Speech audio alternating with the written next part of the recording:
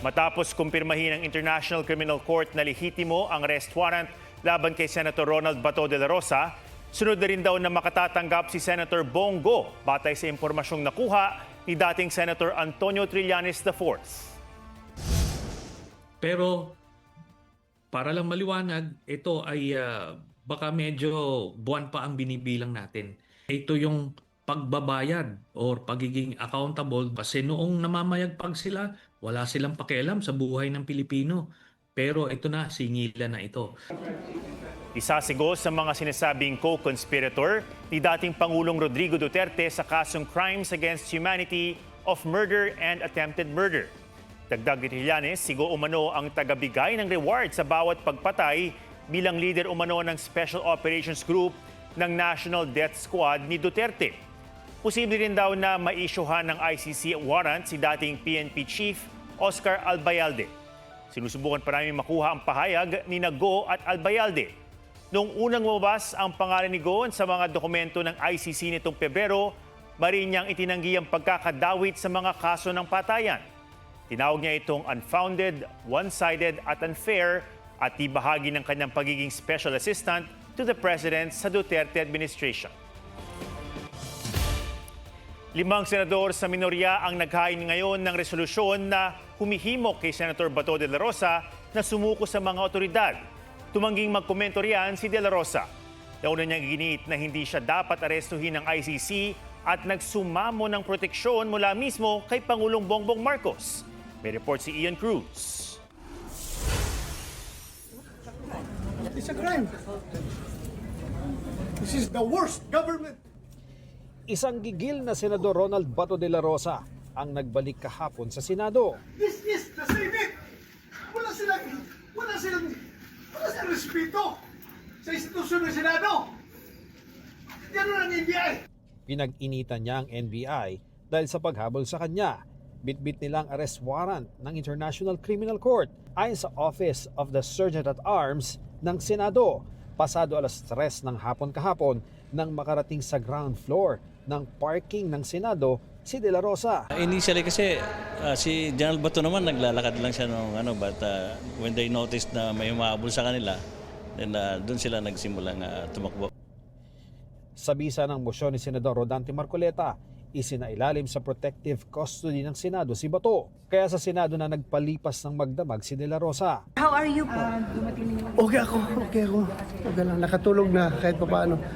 Sa sesyon ngayong araw, nakita pa siyang naiyak habang kausap si Senador Bongo. May sentimental lang na sinabi si Bungo sa akin.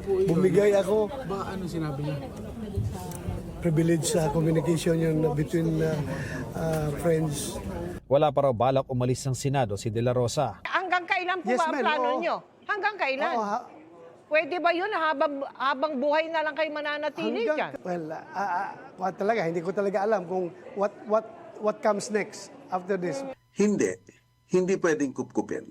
Hindi kamukha ng isang embassy ito na wini-waive natin ang jurisdiction, hindi tayo makakapasok. This will be a tug of war between the executive and the legislature. Dumulog ang kampo ng Senador sa Korte Suprema kaugnay sa ICC arrest warrant at giit nila susunod sila sa utos ng SC. If it is a Philippine Supreme Court, we have remedies under the law and he will perhaps bow to the majesty of that court by perhaps posting bail or other ways by which we can recognize the jurisdiction of the court. Paano kung sabihin ng Korte sa Pilipinas na lehitimo ang arrest warrant ng ICC para sa inyo? Ikaw ba magtatago rin o magtatago pa? Or pwede bang mangyari na talagang pupunta na kayo, sasama na kayo? Sa ngayon, Mel, wala akong dinidevise na plan, options, alternatives. I leave it all to God. Bahala na si Lord. May apila rin kay Pangulong Bongbong Marcos si De La Rosa. Huwag niya akong ipadala sa dahil. Meron akong pananagutan. Panagutan ko dito. Huwag doon sa Banyaga. Ako'y isang Pilipino, Mr. President. I need your protection. Maski naman po yung mga EJK victims ay humihingi rin po ng proteksyon sa gobyerno. So, ang akusadong katulad ni Senator Bato ay humingi ng proteksyon. Lahat naman po ay bibigyan ng proteksyon na naaayon sa batas. May tugon din ang Malacanang sa mga naging pahayag ni De La Rosa sa Pangulo.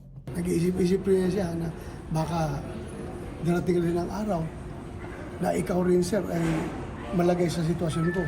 Malagay sa sitwasyon ni Pangulong Duterte. Sana tinanong niyo muna kung anong kaso. Kasi kung pag-uusapan natin kung madadala siya sa dahig, that's definitely impossible. Kasi ang Pangulo ay hindi nag-commit ng EJK. Isa si De La Rosa sa mga tinukoy na co-perpetrator sa Crimes Against Humanity case ni dating Pangulong Rodrigo Duterte dahil sa madugong drug war. Wala akong tinatay na tao at wala akong inutusan na patayin ninyo yan. Si Vice President Sara Duterte, nakaalyado ni De La Rosa, hindi raw nagustuhan ang tangkang pag-aresto kay Bato. Mali yan. Tulad ng ginawa nila kay dating Pangulong Rodrigo Duterte, mali din yun. Dahil ang isang warrant of arrest galing sa labas ng Pilipinas, hindi issued by a Philippine court, should be presented in a Philippine court. Batay sa salingang batas, ang mga mambabatas na ligtas sa pag-aresto kapag nakasesyon ng Kongreso ay iyong may kasong ang parusa ay kulong na hanggang 6 na taon. At dahil ang Crimes Against Humanity ay kulong habang buhay ang parusa, para sa ilang eksperto sa international law, pwedeng arestuhin si Bato. Yes, it's possible. By force, yes, it's possible. If you are a member of Congress, you are not immune from committing heinous crimes, grave offenses. The language of the Constitution is clear. It's only limited to cases not punishable by not more than 6 years. Bago matapos ang sesyon ngayong araw, naghain ang 5 senador na bahagi ng bagong Senate minority ng resolusyong humihimo kay De La Rosa na sumuko sa mga otoridad at humanap ng mga legal na hakbang. Ian Cruz, GMA News. Isang lolo ang inaresto at sinaktan pa umano dahil sa paglabag niya sa ordinansa kontra panlilimos sa Cebu City. Aminado ang 68 taong gulang na lalaki na kapalit ng pagtugtog niya ng harmonika ay pambili sana ng pagkain ng kanyang batang apo. Pero bigla raw siyang hinuli at binugbog ng mga tauhan ng City Anti-Mendicancy Office. Itinanggi ng tanggapan ang paratang. Iniimbestigahan pa ang insidente. Sa ilalim naman ng Anti-Mendicancy Law of 1978, pinagbumulta nito ng hindi hihigit sa 500 pesos at ikukulong na hindi lalampas ng 2 taon ang mga mahuling manlilimos. May multa rin sa magbibigay ng limos. Pinangalanan na ang bagong lead defense counsel ni dating Pangulong Rodrigo Duterte. Yan ang British lawyer na si Peter Haines na eksperto sa international criminal and humanitarian law. Ayon kay Kaufman, pinili si Haines ng common law wife ni Duterte na si Hanilet Avancenia at anak nilang si Kitty Duterte. Isinapubliko si Haines matapos iutos ng ICC kay Kaufman na alisin ang redaction sa kanyang withdrawal request kung saan nabanggit niyang may kapalit na siya. Kinumpirma na rin daw na ni Haines kay Kaufman na handa itong magtrabaho para sa dating Pangulo at makakadalo sa status conference sa May 27. Isa sa mga hinawakan niyang kaso ang asuntong war crimes at crimes against humanity ni Jean-Pierre Bemba ng Democratic Republic of the Congo. Na-convict siya noong 2016 pero napawalang sala noong 2018 dahil nanalo sa apela at ngayon Deputy Prime Minister sa kanilang bansa.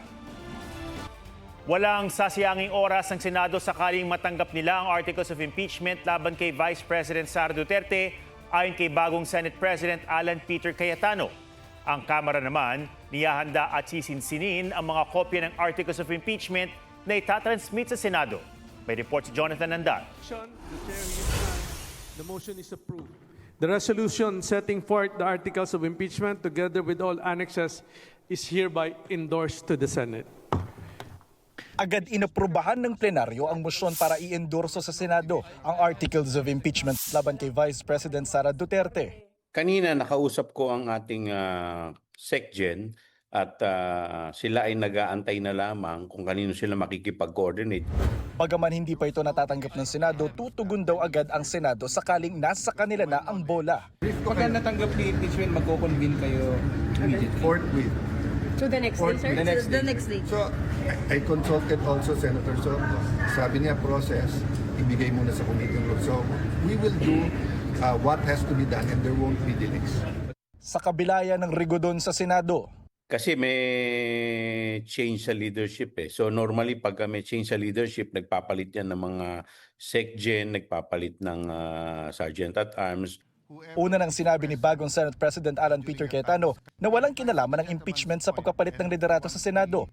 Kasama sa bagong mayorya sa Senado ang ilan sa mga kilalang kaalyado ni Vice President Sara Duterte.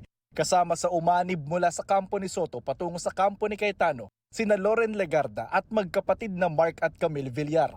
Nag-abstain naman sina Senador Mig Zubiri at JV Ejercito.